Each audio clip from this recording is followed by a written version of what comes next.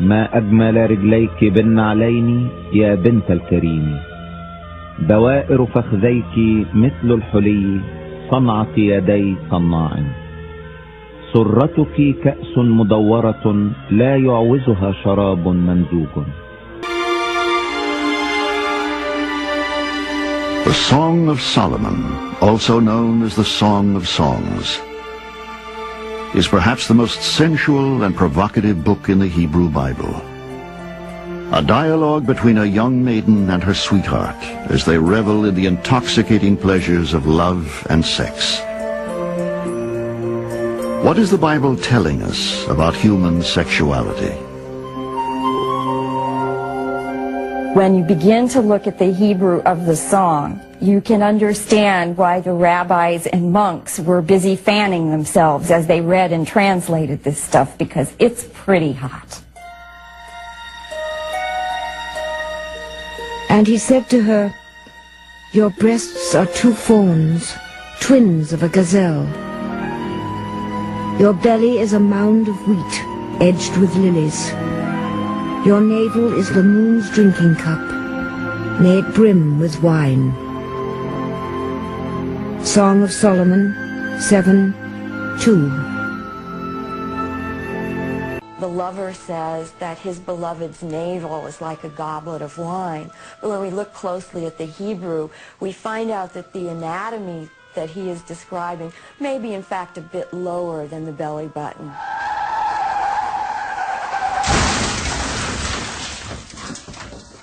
Maybe in fact a bit lower than the belly button. Lower than the belly button.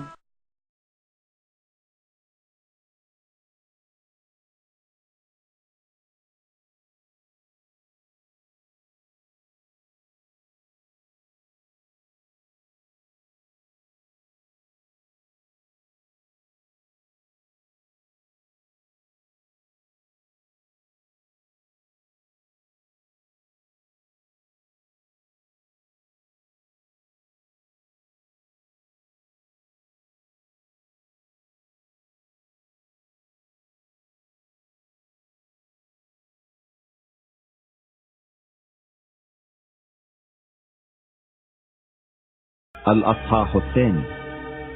كالتفاح بين شجر الوعر كذلك حبيبي بين البنين، تحت ظله اشتهيت أن أجلس، وثمرته حلوة لحلقي، وثمرته حلوة لحلقي، وثمرته حلوة لحلقي، وثمرته حلوة لحلقي.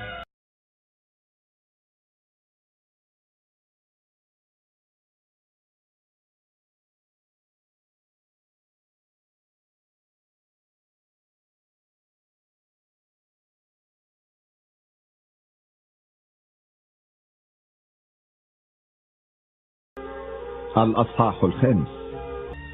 قد خلعت ثوبي فكيف ألبسه، قد غسلت رجلي فكيف أوسخهما.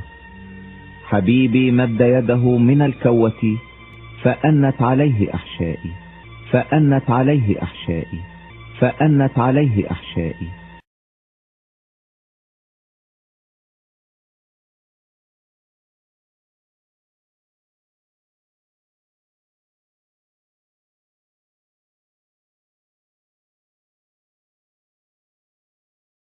الأصحاح الأول.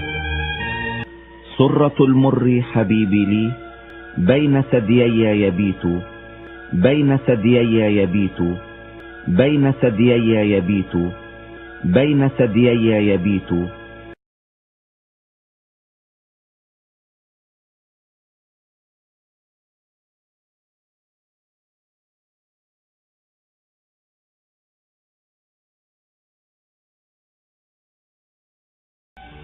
لتكن لك وحدك وليس لأجانب معك، ليكن ينبوعك مباركا وافرح بامرأة شبابك، الظبية المحبوبة والوعلة الزهية، ليرويك ثدياها في كل وقت، ليرويك ثدياها في كل وقت، ليرويك ثدياها في كل وقت، وبمحبتها اسكر دائما.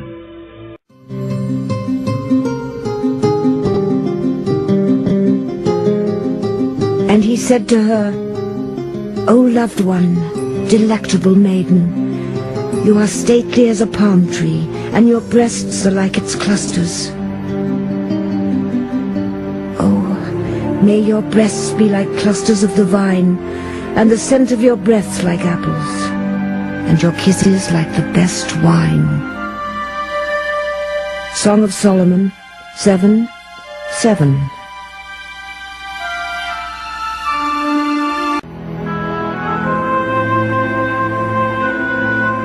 The explicit sexual nature of the Song of Solomon has troubled biblical scholars for centuries. How is the Song of Solomon accepted into the canon of Holy Scripture? Even as late as the 2nd century CE, there was a debate among the rabbis about whether or not the Song of Songs should be included in the Bible. Then Rabbi Akiba, who was one of the greatest and most respected of all the rabbis, explained to the other rabbis that it really wasn't an erotic love poem, that instead it was an allegory of the love between God and Israel. And then when Christians came along, they changed it, and they said, this is really about Christ's love for the church. So we've gone in every direction trying to make this not be about sex, when any teenager reading the Song of Songs can tell you exactly what this text is about.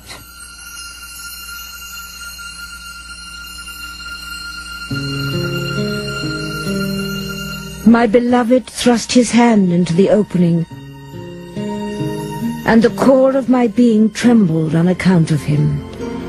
I rose to open to my lover, with my hands dripping with myrrh, my fingers flowing myrrh upon the handles of the bolt. Song of Solomon 5:4.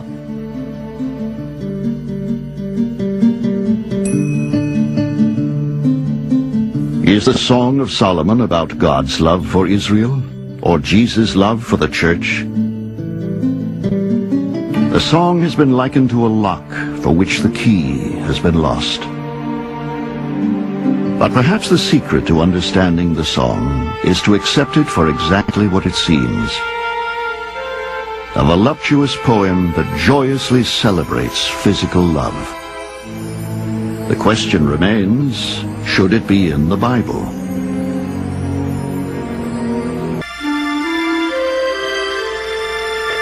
Perhaps, instead of being at odds with spirituality, the sexuality in the Bible is its most intense expression. The Bible is not only a mirror of life, it glorifies and sanctifies the passion from which all life springs. For like Adam and Eve, only in the act of love can a man and woman become one flesh.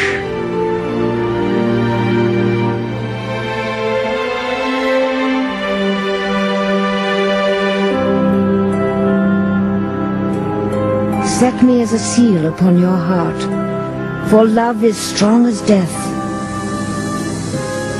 passion fierce as the grave. Its flashes are flashes of fire, a raging flame. Many waters cannot quench love, neither can floods drown it. Song of Solomon 8:6.